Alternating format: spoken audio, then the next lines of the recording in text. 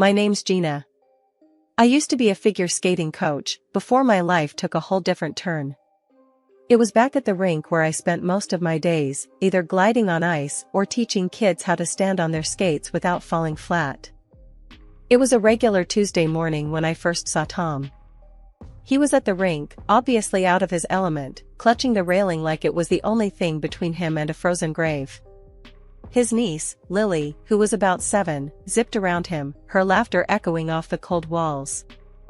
"Hey, need a hand?" I skated over to Tom, amused by his cautious stance. He looked up, relief washing over his face. "Yeah, thanks. I'm Tom, and this is Lily." He gestured to the whirlwind niece of his who was now attempting a spin.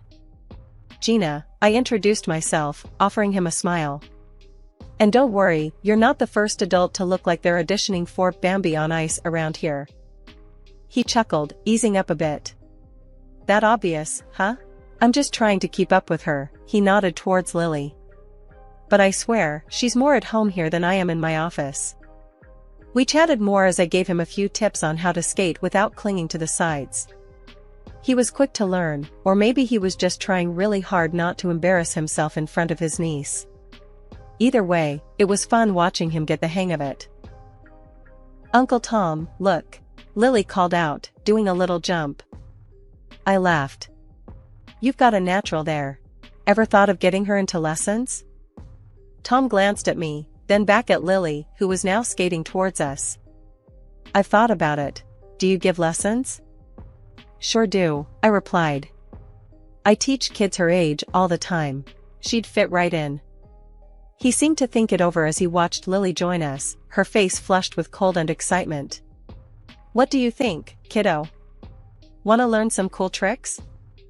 Lily's eyes lit up. "Yes, please, Uncle Tom?" He nodded, looking back at me. "Guess we're signing up then." From that day, Tom started bringing Lily to her lessons regularly. We got to talking more and more. He was funny in a dry sort of way, and I liked that. He'd hang around during the lessons, sometimes even lacing up a pair of skates and trying a few moves himself. One day, after the rink had emptied and it was just the two of us left, he asked me out. It was straightforward, no fancy lines, just a simple, "Wanna grab dinner sometime?" That dinner led to many more, and before I knew it, we were inseparable. Life was simple, filled with laughter, chilly mornings at the rink, and quiet evenings out. Life after marrying Tom seemed like it settled into a comfortable pattern faster than I thought possible. Moving out of my small apartment and into a house with Tom felt like the first real grown-up thing I'd ever done. We filled it with furniture, laughter, and eventually, the cries and giggles of our kids. Tom's family was a big part of our lives. His mom, Janet, and dad, Mike, were over so often it felt like they lived with us half the time. Janet loved to come over and fuss over everything, from the garden to my cooking, which she couldn't praise enough even though I knew I was no master chef. "You've got to teach me how to make this lasagna, Gina," Janet would say nearly every time, her voice loud and filled with genuine enthusiasm as she helped herself to another hefty slice. "It's no secret recipe, Janet. Just followed the instructions on the box and added a pinch of love." I'd joke back, and she'd chuckle, wiping her mouth with a napkin. Tom's sister, Sarah, and her daughter, Lily, were regulars too. Lily was growing so fast, and watching her and my own kids play together brought a sort of peace and happiness that was hard to describe. One Sunday, while the kids were sprawled on the living room floor with their coloring books and toys, Sarah and I sipped coffee in the kitchen.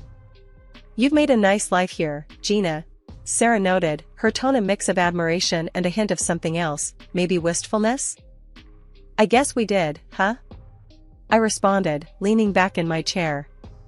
"It's noisy, messy, and chaotic, but it's ours." Sarah laughed, her voice echoing slightly in the kitchen. "That's family. Tom's really stepped up, hasn't he? Being a dad suits him."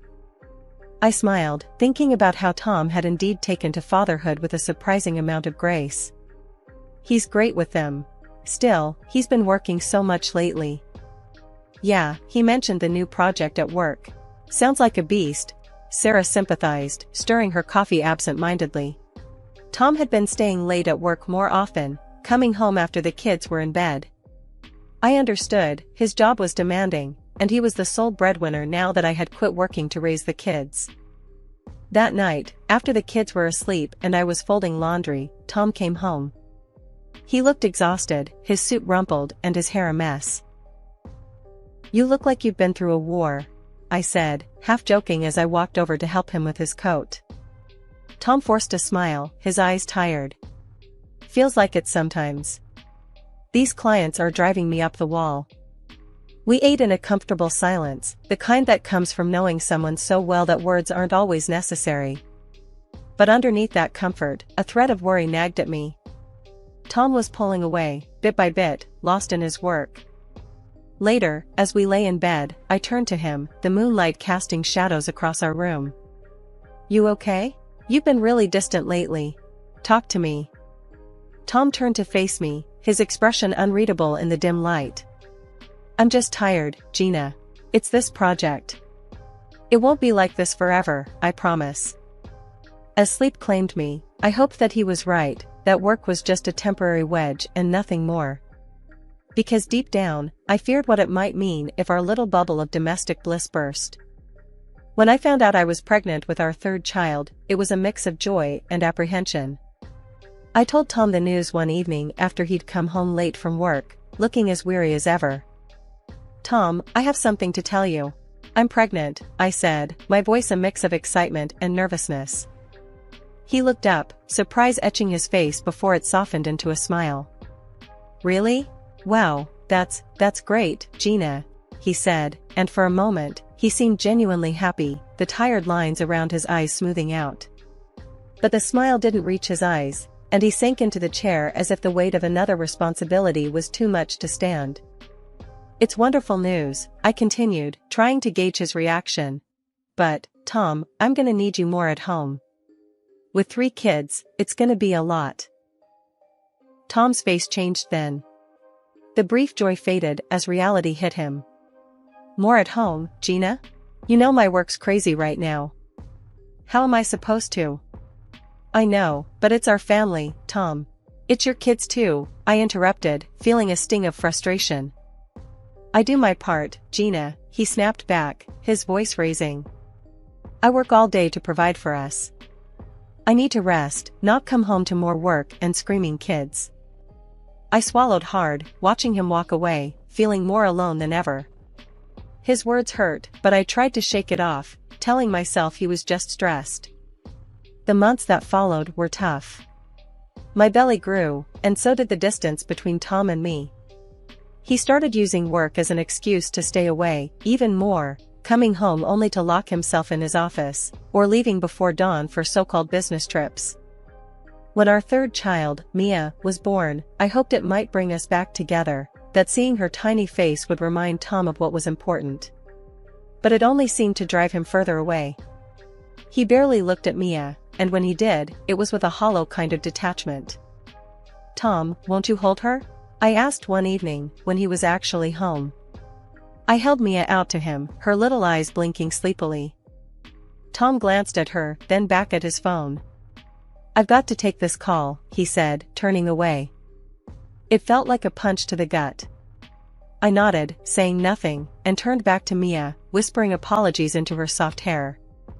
Days turned into weeks, and Tom's absences grew longer. When he was home, his irritation flared at the smallest noise, and I felt like I was constantly smoothing things over, keeping the kids quiet, keeping the house calm, all while my own heart was anything but. The day was just about winding down when my phone rang. It was a number I didn't recognize, and hesitating only a moment, I answered it while trying to soothe Mia, who was fussy after her nap. "Mrs. Thompson?" a deep voice inquired on the other end. It sounded formal, serious. "Yes, this is she. How can I help you?" "This is Paul Richards, the director at your husband's company. I'm sorry to disturb you, but we've been trying to reach Tom all day. We urgently need him back at the office." A cold prickle ran down my spine. "Oh, he's on a business trip right now. Won't be back till next week," I responded, my voice steady, despite the sudden thump of my heart. That's impossible, Mrs. Thompson. Paul's voice was confused and a bit impatient. We don't have him down for any business trips. And in fact, he took personal leave saying he needed to help at home with the new baby. My hand tightened around the phone. There must be some mistake. He left for a trip a few days ago. There was a pause on the other end, and then Paul spoke again, his voice softer this time. I see. If you do hear from him, please have him contact me directly. It's urgent. I hung up, the silence in the room now screaming loud. Tom's lies were unraveling faster than I could keep up with. He wasn't on any business trip. He had been lying for who knows how long. The pain of realization was sharp, almost physical. I tried to focus on the rest of the day, but my mind was spinning, my thoughts dark and tangled. When Tom finally came home later that week, acting like nothing was out of the ordinary, I felt sick watching him. He kissed me his forehead and complained about the long flight he'd supposedly just endured. I said nothing about the call from his director. Instead, I watched and waited. The next day, as Tom took a long shower, I noticed his phone lying on the dresser, surprisingly not password protected at this moment. My hand shook as I picked it up and started going through his messages. There, right in front of me, were dozens of texts and photos, not just any photos, but intimate ones with his secretary, a young woman named Marissa. They spoke of meetings when he was supposedly working late and little getaways when he was on his so-called business trips. I felt like I couldn't breathe. My hands automatically worked to forward the messages and photos to my email. I needed proof. After I made sure there were no traces left of what I'd done, I put his phone back exactly where he'd left it. Tom came out of the shower, relaxed and oblivious to the storm raging inside me. He rambled on about his day, complained about being tired, and how he needed a quiet evening. Rough day? I managed to ask, keeping my voice neutral. Yeah, you know how it is. Non-stop action, he replied, collapsing on the sofa and flipping through the channels. I just nodded, feeling numb. After making sure the kids were settled in their beds, I sat at the dining table long after Tom went to bed, staring at the empty chairs around me. My life as I knew it was falling apart. Seeing Tom every day, knowing what I knew, was like swallowing poison. My heart burned with a silent rage, and yet I smiled through it all, keeping my plans close to my chest. I was going to expose his betrayal, his lies, in front of everyone we cared about. My birthday was fast approaching, and it would be the perfect stage for unveiling the truth. I started planning the party with a singular focus. I sent out invitations to all our family and friends, rehearsing my speech late at night when the house was quiet. Tom has been living a lie, I practiced saying to my reflection, my voice steady. And we've all been his audience. Tom seemed oblivious to my inner turmoil. He even helped with the party preparations, suggesting decorations and discussing the menu. His involvement was a cruel irony that wasn't lost on me. The day before my birthday, everything was set. The decorations were up, the food was ordered, and my speech was burned into my mind. That's when Tom dropped his bombshell. I've got to head out to the airport tonight. Urgent business in Chicago that can't wait. I'll be gone for 2 weeks, Tom announced casually over dinner, as if he were merely stepping out for a quick errand. My fork clattered to my plate. What? But my birthday is tomorrow. You can't be serious. Tom didn't meet my eyes. I'm really sorry, Gina. It's this new client, big opportunity. I can't pass it up. I knew better. There was no client, no business trip. It was her, his mistress. That's who he was choosing over me, over us, once again. Right. Work, I said, the word bitter on my tongue. I'll make it up to you, Gina. We'll celebrate when I get back, okay? He smiled at me, but I didn't return his smile. As he walked away, my thoughts raced. This was it, the moment where I could have brought everything crashing down around him. But he was leaving, and my plans for a public confrontation were ruined. I watched from the window as he drove away, my heart a mix of fury and despair. My birthday would still come, and though my plans were foiled for now, this wasn't the end. I would find another way, a better moment to reveal the truth. The morning after Tom left was the day of my birthday party. The house quickly filled with family and the warm chatter of familiar voices. My parents were the first to arrive, followed closely by Tom's parents, his sister Sarah, and her daughter Lily. They came bearing gifts and smiles, ready to celebrate. As the children played in the background, my mother-in-law, Helen, looked around, her expression turning puzzled. "Where's Tom? Isn't he joining us for your birthday, Gina?" I hesitated, a lump forming in my throat. I had planned this moment, rehearsed the words, but facing it head-on felt overwhelming. "Actually, can we gather in the living room? There's something important I need to discuss with all of you," I managed to say, my voice steady. Curious and somewhat concerned, everyone moved to the living room, settling into the sofas and armchairs. I sent Lily to watch over the younger kids, ensuring they were occupied and away from what was about to be an adult conversation. Once everyone was seated, I took a deep breath, holding onto the back of the couch for support. Helen's eyes were fixed on me, filled with worry. "Gina, what's wrong? Where's our son?" I pulled out my phone, opening the gallery where I'd saved the evidence of Tom's infidelity. "There's no easy way to say this, but Tom hasn't been honest with us," I began, my voice clear despite the shaking of my hands. I turned the screen to face them, showing a photo of Tom with his mistress, their intimacy undeniable. A gasp echoed through the room, most audibly from Helen and Mike, Tom's parents. Sarah's hand flew to her mouth, her eyes wide with shock. For years now, Tom has been distant, more involved with her than with his own family, I continued, the words tasting bitter. "He told me he was on a business trip yesterday, on the eve of my birthday, but that was a lie. He's with her right now." The silence that followed was heavy, loaded with betrayal and disbelief. Helen's face crumbled, tears welling up in her eyes. Mike's jaw was clenched, his hands balled into fists. Helen reached out across the space between us, taking my hand. "Oh, Gina, how long have you known?" "Only a few days," I admitted. "I found out just before he left. I'm sorry to drop this on all of you like this, but I didn't know what else to do." Mike stood abruptly, pacing a few steps, before turning to face me. "He's my son, but I can't condone this. Not when he's hurt you and the kids like this. What are you planning to do, Gina?" My resolve hardened, fueled by their support. "I'm planning to file for divorce. I can't be with someone who has so little regard for his family."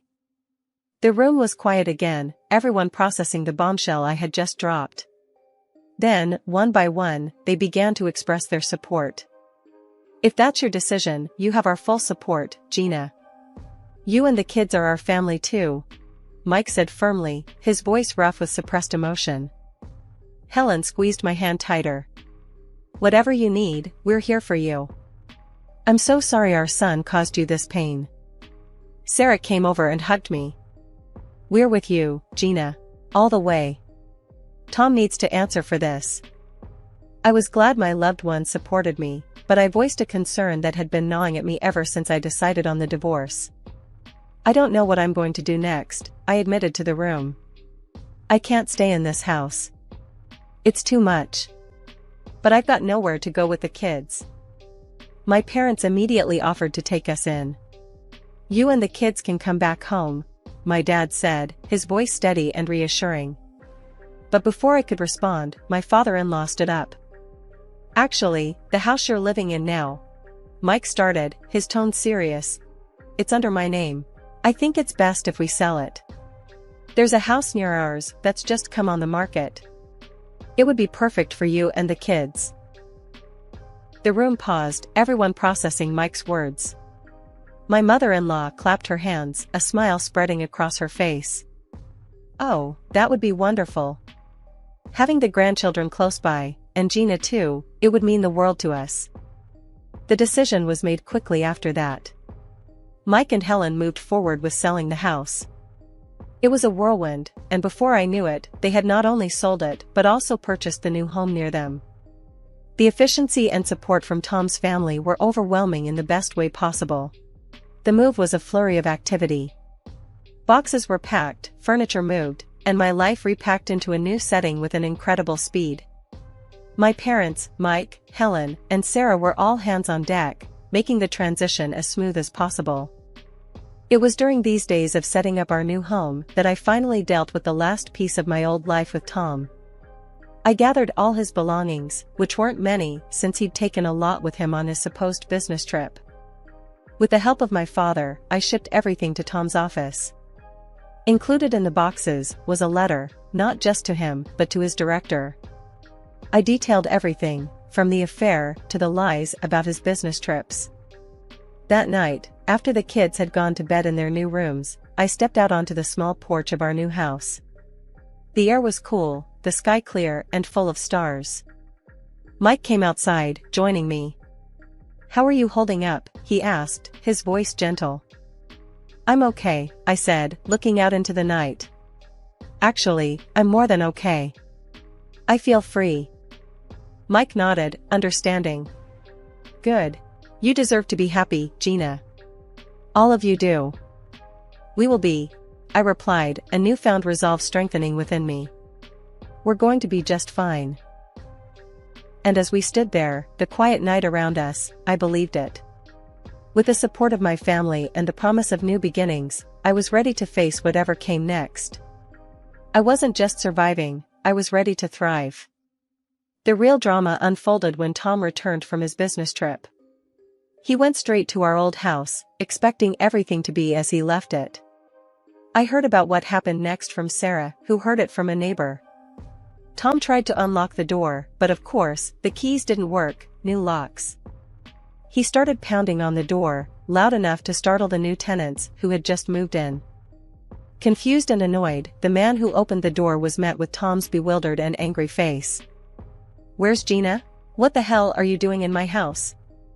Tom had demanded, his voice booming. The new tenant, taken aback by Tom's aggression, threatened to call the cops. Tom, flustered and fuming, pulled out his phone and dialed my number. I answered, knowing this call was inevitable. "What the hell, Gina? Why can't I get into the house? Who are those people?" Tom's voice was loud and frantic over the phone. I replied calmly, each word deliberate and clear. "I sold the house, Tom. And I'm not going to tell you where we are now. You should probably go stay with your mistress." The line went silent for a moment before he erupted again, cursing, demanding explanations. But I had said what I needed to. I hung up, my heart pounding but my resolve steady. Tom, lost and desperate, went to his parents' house next. But Mike and Helen were firm. They had already chosen their stand. When Tom showed up at their doorstep, hoping for solace or a place to stay, Mike met him at the door. "We can't support you in this, Tom. What you did to Gina and the kids, we're ashamed," Mike had told him, his disappointment heavy in his voice. Tom lost it then, yelling about being their son and how they couldn't just turn him away. But Mike was adamant, the door closing on Tom's pleas and curses. Back at work, things didn't go any smoother for Tom. I got the details from my friend Liz, who works in HR at Tom's company. The director had called him in first thing, laying down the consequences of his actions, not just the affair, but the misuse of company time and resources. Tom was transferred to another branch effectively immediately. His secretary was fired, the company keen to wash their hands clean of any part in Tom's personal mess. Tom was livid, lashing out as he packed his things, kicking boxes, and throwing papers. It was a low point for him, but for me, it was a strange kind of closure. I filed for divorce shortly after, citing his infidelity. I included the evidence I had gathered, making sure my case was ironclad. I wasn't vengeful, but I needed to secure a future for our children. The court proceedings were swift, thanks to the overwhelming evidence and Tom's somewhat tarnished reputation. In the aftermath, I turned back to the one thing that always brought me peace, figure skating. I got a job teaching at a local rink. Morning sessions only, leaving my afternoons and evenings free to be with my kids. Life now is a far cry from where I was just a few months ago. The kids are thriving, closer to their grandparents, who spoil them rotten with love and toys. My evenings are filled with homework, laughter, and the occasional movie night. It's simple, but it's ours.